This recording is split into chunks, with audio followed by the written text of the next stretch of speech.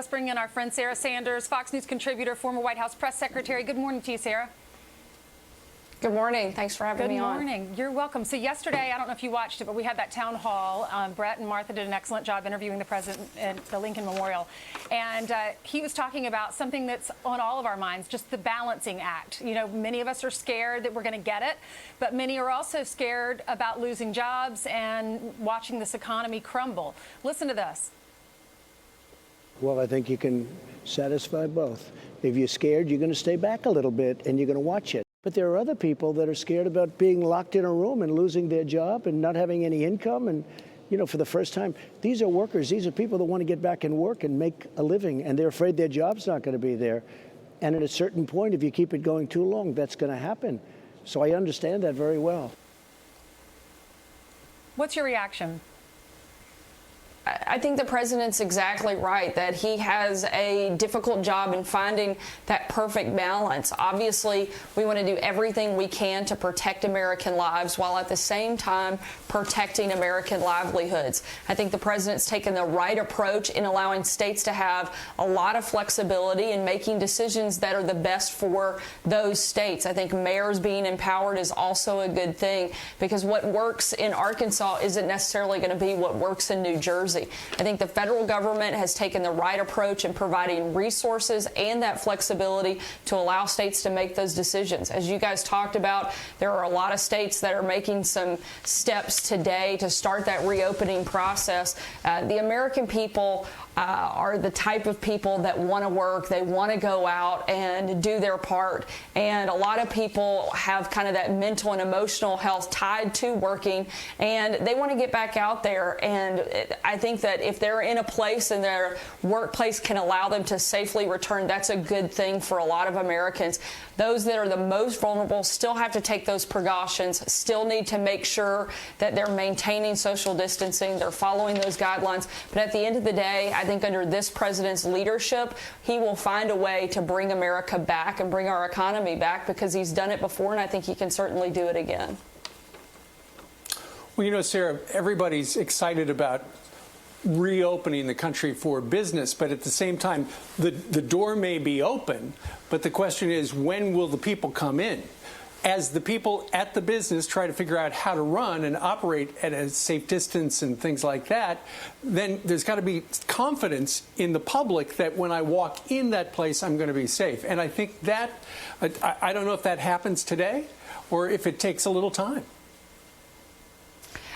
And again, I think this is one of the things that's so difficult about this process. It's unprecedented and something none of us have been through before. I think a lot of businesses are going that extra mile, trying to reassure their customers. I think a lot of the processes that they've put in place over the last several weeks, allowing curbside pickup and delivery and things like that that they haven't traditionally offered, have helped a lot. And I think we're going to continue to see that, and that maybe that becomes the new normal. Hopefully at some point over the course of the next several months, we can get back to where group gatherings are something that we get to do again. I know that everybody, including the people in our household, are ready to see friends and family on the regular basis again.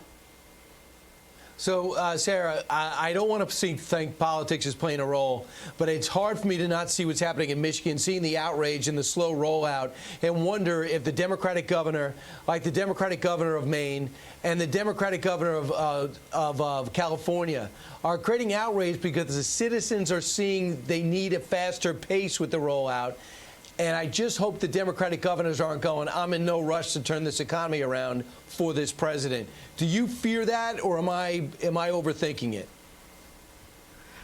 Look, I think these governors are trying to make the best decisions they can, but ultimately they have to remember that they have an obligation to the people of their state to allow them to provide for their families. And if everyone else, and they get to a place where they can safely do that, they have an obligation to at some point allow that to take place. I think we need to provide the support, the resources. And again, I think the president has done exactly the right thing in providing that flexibility, providing financial resources for states and in terms of supplies so that they can do that. I think he has to continue to do that, and hopefully the governors will make the right decision to do what's best for the people in their communities, both protecting their health and protecting their economies, because at the end of the day, those people are going to be voted for as well. They'll either get to keep their jobs or not because they did the right thing by the people in those communities. That's right.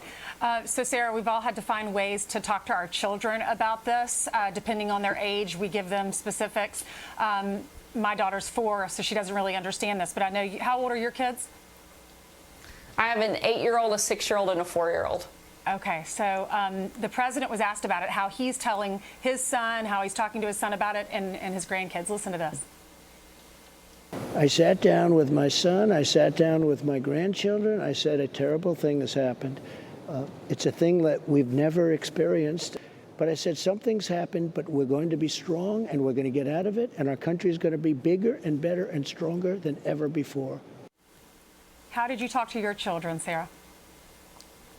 Much in the same way. You know, I think the most important thing we can do is be honest with our kids and be transparent. My kids are young, so it's hard for them to process everything that's going on. They don't understand why they can't go to school and why they can't play with their friends every day. But at the same time, we've tried to really focus on some of the positive things, that we still live in the greatest country on the face of the planet. We have a God who loves us, and ultimately, this is all under His control, and we've got to spend a lot of time together as a family. We've been homeschooling our kids. That could be to their detriment, but it's been a learning experience for all of us. But at the end of the day, we've tried to be honest with our kids. It can be very difficult to hear your 4-year-old pray every night that he hopes nobody gets killed in his family from the virus. But at the same time, we try to reinforce that, again, we have a God that loves us, and that we are still in America, the most resilient and tough country, and we will come back, and we will come back stronger, and we're going to do that together as a family and as a country. That's right. We're in this together. Sarah, what do you make of the fact that over the last week or so, the president has stopped doing the nightly 5 o'clock or 6 o'clock p.m. press briefings where it might go half hour, might go 2 hours, and instead does more targeted events during the day, like it's Small Business Day, it's First Responders Day, where he has guests into the White House. And then you had the big event last night at the Lincoln Memorial. Is that effective? More effective at getting the message out? I saw that over the last 2 weeks, I think it was Gallup, says that the president's ratings now have gone up 6 points in 2 weeks. Look, I always think it's a great thing for the president to speak directly to the American people. He does that in a variety of different ways. Some days it's by Twitter, some days it's by town hall at the Lincoln Memorial, and some days it's in the press briefing room. I think the important thing is that the president has been accessible, and he has been very upfront and vocal and shown that he's an actual leader in this country's time of crisis. He stepped up at a time when we needed him most, and he's been upfront and center, and I think that's been really important. And when he needs other people to come in, whether it's the Vice President, Larry Kudlow, Dr. Fauci, and Dr. Birx, and others to come forward and talk about a different message, he's done that. I think he's done the right thing in providing constant and frequent information. I love the different formats and venues. I think he should continue to do that. And I also think Kayleigh McEnany did a phenomenal job last week in her first press briefing. I think it's a good idea to mix that up and have her continue to engage and speak on his behalf as well. So, Sarah, the New York Times had a brilliant idea. They thought it would be a great idea for the DNC to investigate Joe Biden about that sexual assault. What could possibly go wrong? Let's really get to the bottom of it, because you know they're going to drill down deep until they get that answer. So everybody was saying, "Are you kidding me? I think I'm going to reject my subscription again." So also add to this on the allegations from Tara Reid, Fox News has learned that Ronan Farrow is doing an extensive piece in the New Yorker on this.